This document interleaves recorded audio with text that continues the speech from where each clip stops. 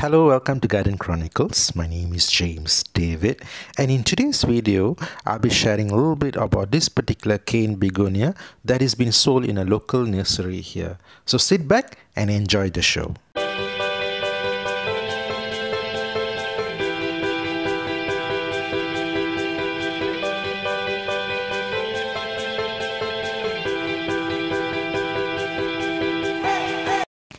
Just a little bit of a basic introduction. This particular begonia is not a common type. I believe it's one of the rare ones that has recently been introduced in the local nursery here.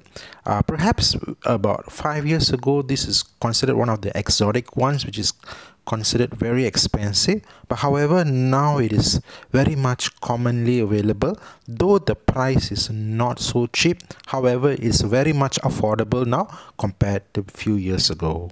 Commonly known as Cane Begonia Brevirimosa.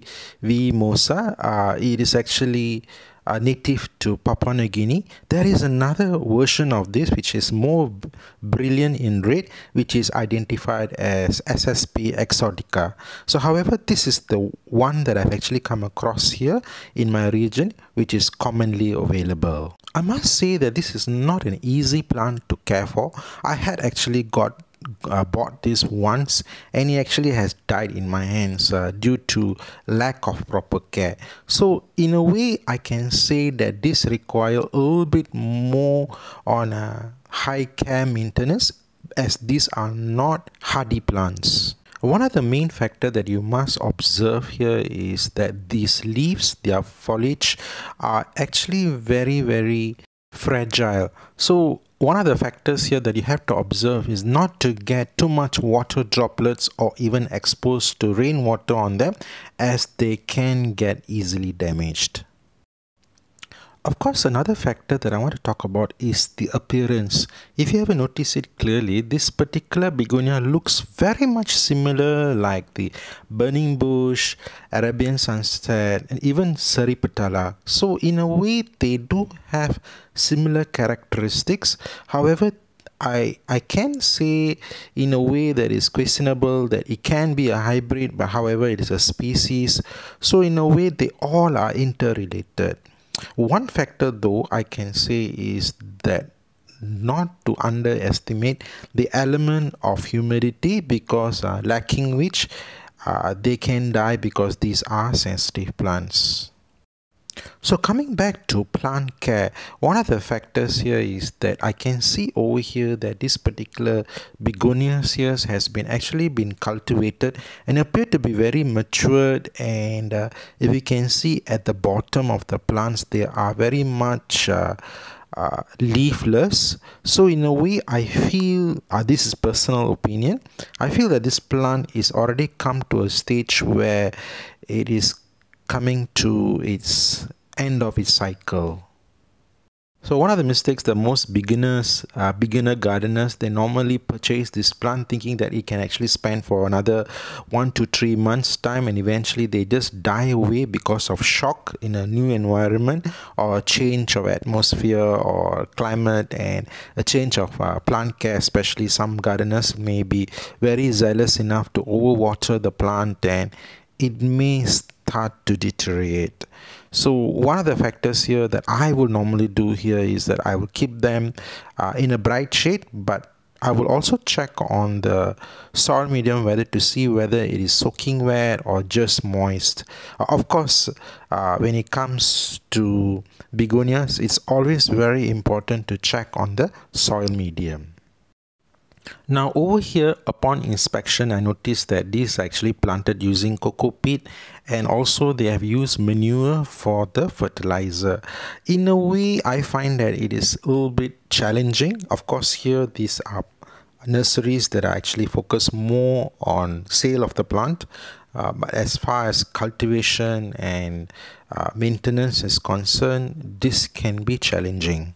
So in this context, normally what I'll do here is that I will actually replant the whole thing, and basically I will actually repot, take out the whole root ball out, and also change the soil medium into what I normally use. I always you will use coconut chips with compost together with sand, and I find that this actually works best for me in my garden condition. This is basically the one that I have in my garden. If you notice that the older matured leaf appears to be a little bit burnt and spent, I believe this is one of the contexts where I find that they are sensitive.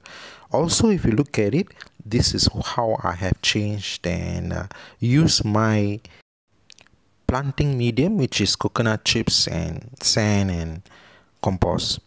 The other factor that I also realized that when it comes to this particular type of begonias, they need to be in bright shade. And that is one of the most important things that I've noticed, that they don't do so well in dark shaded area. So do keep in mind that keeping them in dark shaded area can cause them to succumb to rot problems, especially leaf rot and stem rot, root rot. So also observing them on a weekly basis to see that the plant perked up and also give out new growth, especially this particular one is a new leaf, you can notice, and appears to be robust and strong. So all these factors are actually very important to have a check and balance on these types of begonia. Another factor that I actually put here is that I find that this particular plant condition is the highest humidity that I actually receive, and so it's actually been snugged up together with apiceas and a few other plants, which I find that it creates a very strong humidity factor. Obviously I do not have an element where artificial humidity is being used, where I do not have a paludarium or a vivarium or all those kind of things where keeping them in proper balance and control. So these are actually exposed to my open garden condition. Also, another factor here is that I've noticed that after the plant has stabilized itself about a month's time and you can notice new growth, then actually there's nothing much to worry about, as it has stabilized and have acclimated in your garden condition. I have now come to the conclusion of my video.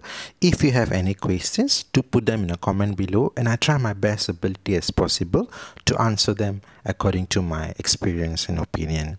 If you can, please do click like and subscribe to my channel to support my work here.